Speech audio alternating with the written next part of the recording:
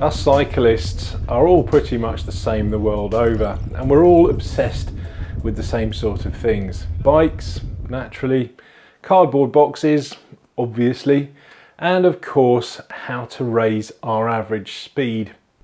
Now, one of the questions I get asked most is, how do you go about doing that? And of course, the answer, like everything, is going to be very straightforward and very simple. If you want to ride faster and raise your average speed, then you just have to ride faster. It's as simple as that. Yeah, in many ways it really is as simple as that, but I suppose the more intelligent question would be, how do you actually go about doing that? Because doing it on your own is not easy and not straightforward.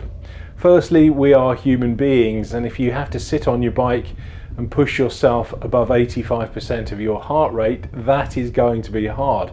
We all naturally want to kind of save ourselves some pain, and as soon as cycling starts to get a little bit painful and difficult, then our brain just kind of kicks in and tries to save us, and we naturally just kind of ease off.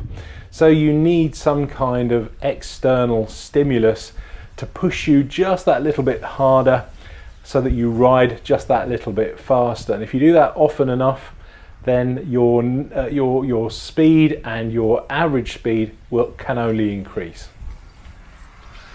You could try raising your speed in smaller increments by going out and pushing yourself at maybe 75% of your maximum heart rate, and then when you get comfortable with that, go out and raise it to 80% of your maximum heart rate, and again you get comfortable with that and you go out and you raise it to 85% of your maximum heart rate, and try and see how long you can hold that for without starting to blow and get out of breath.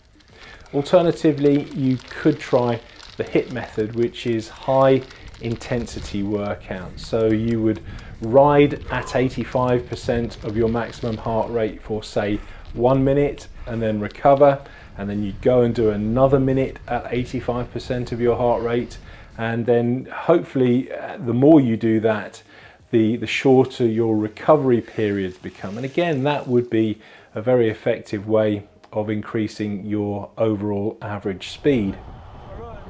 For me, one of the best ways to do that is to ride with people that are faster than you are.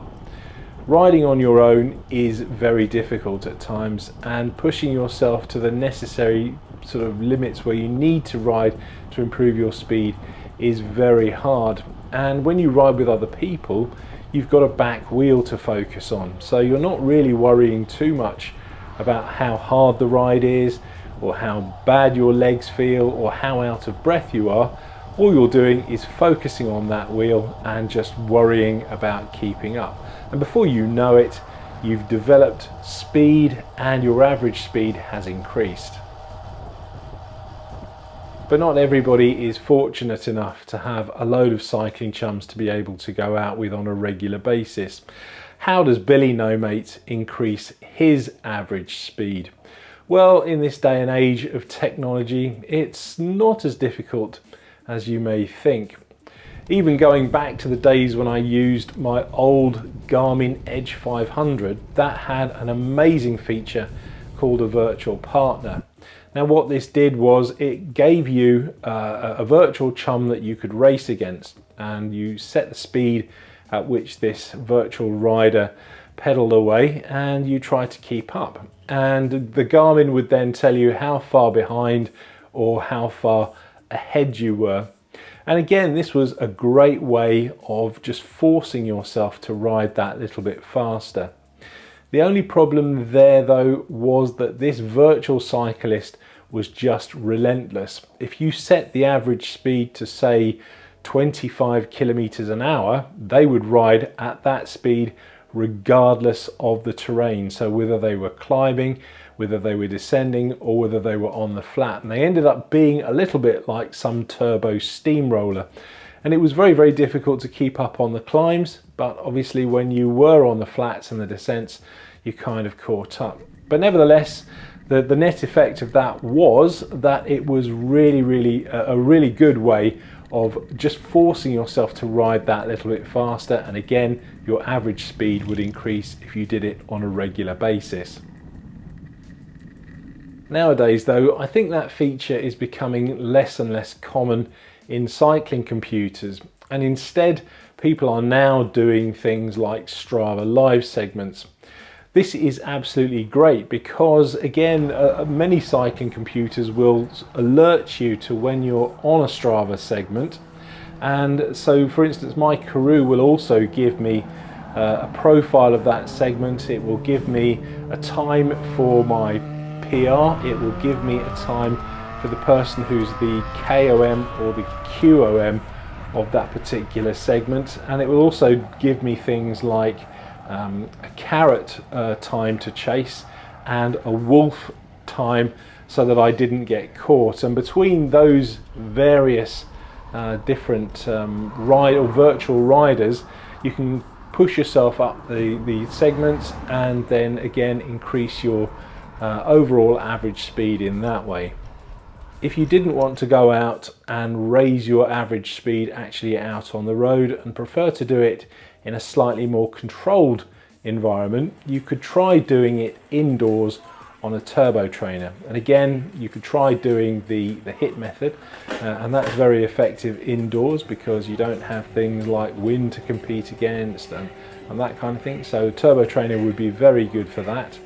Or alternatively, you could even use something like Zwift, where you are riding with people, real people, in a virtual world. And what you could do there, you ride along at your own pace, you do your little warm-up, and then when you get overtaken by somebody, you can put an all-in effort and try and keep up with them. And again, that would raise your average speed. But the disadvantage there is that unlike in the real world, if somebody's riding too fast, you can't ask them to slow down a little bit. All you have to do there is just let them go and then wait for another rider to overtake you, and hopefully that person will be a bit more at your speed, and then you can sit on their wheel and just push yourself a little bit harder again. And then hopefully that will also raise your overall average speed.